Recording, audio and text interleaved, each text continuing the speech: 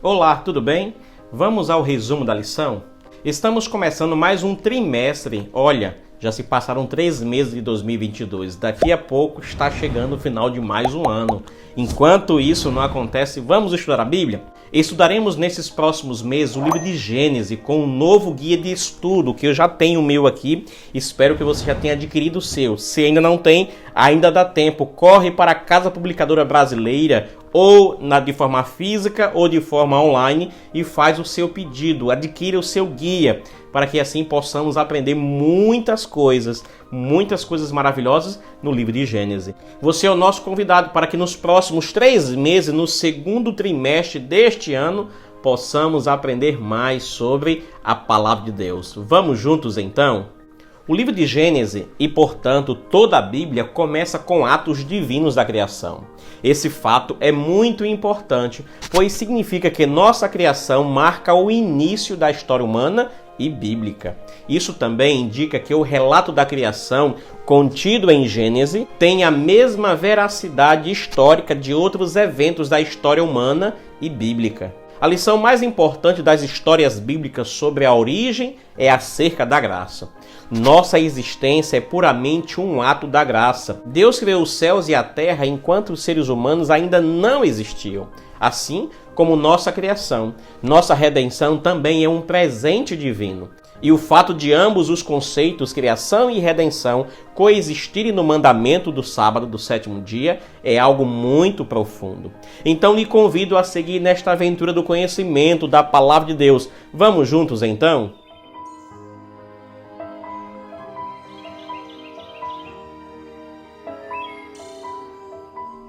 A lição desta semana tem por título A Criação. O verso da semana está em Gênesis capítulo 1, verso 1, que diz: Bereshit bara Elohim hashamaim ve'eret. Ei, calma aí, não é que eu li errado não. Eu citei para você o texto bíblico na forma original, no hebraico. Na tradução para o português fica: No princípio criou Deus os céus e a terra. É significativo que a Bíblia comece com a criação. Muitos livros bíblicos começaram com uma evocação a este evento.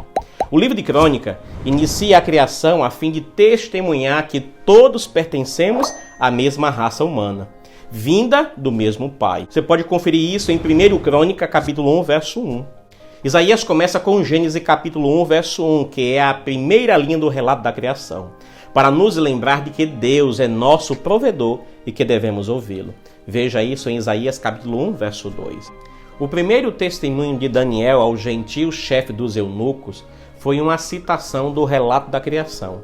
As palavras de Daniel testificaram ao eunuco que Deus é o Criador, que lhes dava o alimento. Daniel capítulo 1, verso 12. Salomão introduziu sua reflexão meditando sobre a criação. Eclesiastes capítulo 1, verso de 1 a 11. Ele lamentou a vaidade da vida, entendendo que não há nada de novo debaixo do sol. Eclesiastes capítulo 1, verso 9. Queridos e queridas, o Evangelho de João inicia com um poema sobre a criação. João capítulo 1, verso de 1 a 14. Para enfatizar a maravilha da encarnação. Jesus Cristo, que era Deus no princípio, criou o mundo e depois se fez carne para salvá-lo. Seguindo o modelo desses autores bíblicos, estudaremos o texto bíblico da criação para aprender lições, queridos, vitais sobre Deus, sobre nós mesmos como seres humanos e sobre a natureza e revelação da própria criação. A primeira lição que aprendemos do texto bíblico sobre a criação é uma mensagem de beleza.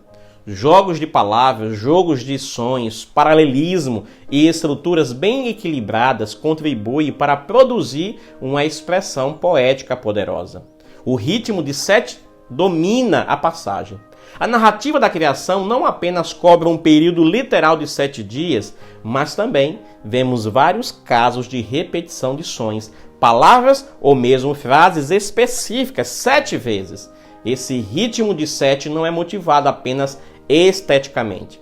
Essas características estilísticas têm um significado profundo. Ela testemunha a perfeição da criação divina.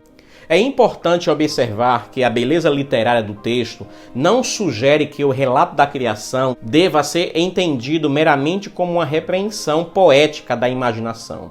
As formas verbais, que são as mesmas usadas em textos narrativos, o estilo de genealogia, que caracteriza a forma desse texto, e sua estrutura literária, que conecta os 2 primeiros capítulos de Gênesis, todos são testamentos gramaticais e literários da intenção histórica do texto. A razão de o texto bíblico da criação ter sido escrito desta forma é a intenção de conectar o leitor com outras genealogias do livro de Gênesis e alertá-los de que este relato sobre o evento da criação pertence à história humana da mesma forma que a vida dos patriarcas. O mundo e tudo que nele existe não levariam milhões de anos para atingir um estágio de maturidade que permitisse que tudo funcionasse corretamente. Por outro lado, o relato da criação de Gênesis não se apresenta como uma análise científica do evento da criação. Fosse esse o caso, o relato da criação teria sido escrito como uma fórmula muito complicada e infinitamente longa, que seria inacessível aos homens. O autor bíblico escreveu sob inspiração o relato da criação como um evento histórico. Tudo o que ele disse sobre o evento da criação é verdade e não deveria conflitar com a ciência. No entanto, sugeriu-se muitas vezes que a intenção do relato da criação não era histórica, mas essencialmente teológica ou filosófica. Além disso, argumentou-se que o texto de Gênesis capítulo 1 pretendia apenas edificar espiritualmente, não informar historicamente. Na verdade, esse método de leitura da Escritura deriva de uma pressuposição crítica fundamentada no estudo da literatura grega clássica. De fato, nessa tradição, a mensagem espiritual tem primazia e o evento histórico é secundário e irrelevante para pensamentos filosóficos. Ao ser aplicado às Escrituras, este método de leitura tem levado muitos estudiosos da Bíblia a rejeitar a intenção histórica do texto bíblico. Assim, no caso da ressurreição de Jesus, por exemplo, sua historicidade foi ignorada e até questionada, olha que coisa, enquanto os estudiosos se concentram somente na mensagem espiritual de sua vida. Isso faz com que as pessoas tenham muita dificuldade para ter ou acreditar na veracidade da Bíblia. Mas a verdadeira visão bíblica opera inversamente a isso. A mensagem teológica procede do evento histórico. Visto que a ressurreição de Jesus é um evento histórico, podemos crer em Deus e pensar nossa teologia. Como o relato da criação em Gênesis é histórico, ele contém importantes lições espirituais e teológicas sobre Deus e os seres humanos. Vamos analisar por parte Gênesis capítulo 1, verso 1, bem de perto, e sei que você vai gostar bastante. Por isso, se você tiver papel e caneta, pegue aí para anotar. Bereshit é um texto interessante que significa no princípio. A expressão hebraica Bereshit, no princípio, é enfatizada. Ela está no início da frase de abertura de Gênesis. Além disso, recebeu um acento enfático, o qual a destaca e a separa do restante da frase. De acordo com essa acentuação, a frase deve ser pontuada e lida assim: no princípio, Deus criou os céus e a terra. A frase Bereshit é, na verdade, uma expressão técnica especificamente associada ao relato da criação. É de fato significativo que essa expressão seja muito raramente usada na Bíblia hebraica, fora de Gênesis capítulo 1, verso 1. Bereshit ocorre apenas 4 vezes e apenas em Jeremias. Nesse livro, Bereshit pertence a uma fórmula estilística regular, aludindo às palavras introdutórias do relato da criação. Você pode conferir isso nesses textos de Jeremias, embora a mensagem em si não tenha referência direta a esse relato. Bará, ou seja, a palavra criar. A palavra barar, criar, ocorre 7 vezes no relato da criação. Você pode conferir isso nesses textos que você pode ver aqui em sua tela. Isso indica o pertencimento inerente a este evento particular. Além disso, a Bíblia hebraica, e eu tenho um aqui para poder dar veracidade naquilo que eu estou te trazendo, quando nós vamos estudar aqui o livro de Gênesis, nós conseguimos entender ou aprender muito mais sobre estes significados. E não sei se você tem acesso à Bíblia hebraica, mas se tiver e você tiver um pouquinho de conhecimento, vai ser essencial para nós estudarmos o livro de Gênesis nesses próximos meses. Convido a você a talvez pesquisar um pouco mais com alguns instrumentos essenciais. Quando vemos aqui o livro de Gênesis, principalmente o texto do verso 1 do capítulo 1, qual é o desta semana, nos traz muitas informações enriquecedoras. Além de tudo isso que nós já estamos falando aqui, na Bíblia hebraica, esse verbo é sempre usado exclusivamente em conexão com Deus como seu sujeito. Ou seja, quando nós vemos lá este criou, ele está intimamente ligado a um ato de Deus, porque ele significa em sua essência criar a partir do nada, sem pré-existência. E Deus pode fazer exatamente isso. Dentro do texto ainda, do capítulo 1, do verso 1, nós vemos então a palavra Elohim, ou Deus. A ênfase nesse princípio é reforçada pela ênfase no nome hebraico, Elohim, que significa Deus, para designar Deus no relato da criação, Gênesis capítulo 1, Gênesis capítulo 2, verso de 1 a 4. Esse nome é derivado da raiz alar, que transmite a ideia de força e preeminência. A forma plural confirma essa ênfase, uma vez que é uma expressão literária de intensidade e majestade, em vez de uma indicação de um plural numérico, de deuses. Tal forma plural implicaria em uma crença politeísta, não israelita em vários deuses. Elohim se refere ao grande Deus que transcende o universo. O ritmo de Gênesis capítulo 1, verso 1, ecoa a mensagem da preeminência de Elohim, ou seja, de um Deus verdadeiro. Essa palavra aparece no meio do verso. Deus é a palavra mais importante do verso, não apenas porque ele é o sujeito da frase, mas por causa do ritmo dela. Então, para finalizar o verso, vamos estudar então a última sentença do texto, o finalzinho do texto. Hashamayim vei eret, ou seja, os céus e a terra. A primeira frase da Bíblia, Deus criou os céus e a terra, estabelece desde o início que Deus e a criação dele são duas coisas distintas que não derivam uma da outra.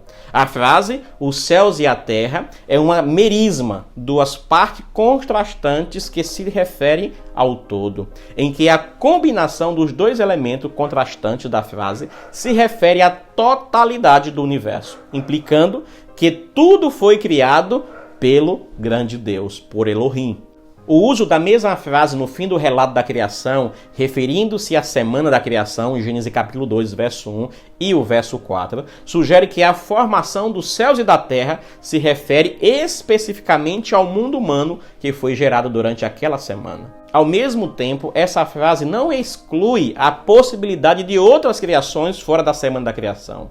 Ao concluir, podemos dizer que o evento da criação é um fundamento principal para a fé humana em Deus. Acreditar na criação, acreditar que devo minha existência e a realidade do mundo a alguém que não vejo e que era antes de eu ser, é o primeiro ato de fé. É digno de nota que a única definição bíblica de fé está relacionada à criação, de acordo com que Paulo, o autor da Epístola aos Hebreus, que nós finalizamos o estudo nesses últimos 3 meses e aprendemos muitas coisas. Diz assim, Hebreus capítulo 11, verso 1. Ora, a fé é a certeza de coisas que se esperam e a convicção de fatos que não se veem. A criação, queridos e queridas, é um evento na história que ocorreu quando os seres humanos ainda não estavam presentes para vê-lo e atestá-lo. Trata-se, portanto, de um evento por excelência que requer fé e, por implicação, é uma revelação de cima. Também é significativo que Paulo tenha começado sua lista de atos de fé com a criação, aquela de Hebreus capítulo 11, verso 3, dizendo: pela fé entendemos que o universo foi formado pela palavra de Deus, de maneira que o visível veio a existir das coisas que não são visíveis. O pensamento teológico, como a fé, deve primeiro começar com o reconhecimento da criação. E aí, me diga, você gostou deste vídeo? Então lhe convido a compartilhar com o maior número possível de pessoas para que muitos aprendam da palavra de Deus. E te espero na próxima semana, uma maravilhosa semana para você. Que Deus esteja contigo e que cada dia, cada manhã, sejamos então reavivados pela palavra de Deus. Quero finalizar este resumo orando com você e por sua família. Feche seus olhos agora e vamos falar com Deus. Obrigado, Senhor, por tua bondade, misericórdia e amor. Somos gratos porque tu és o nosso Criador. Tu nos criaste para sermos felizes. Infelizmente, o pecado adentrou a nossa vida e causou uma ruptura. Mas o Senhor enviou teu Filho amado Jesus Cristo para lapidar estas arestas e nós termos a oportunidade de vivermos unidos contigo eternamente. Abençoa cada família, cada um que ouve esta mensagem, em nome de Jesus. Amém. Uma maravilhosa semana para você e nos encontramos na próxima semana para mais um resumo da lição.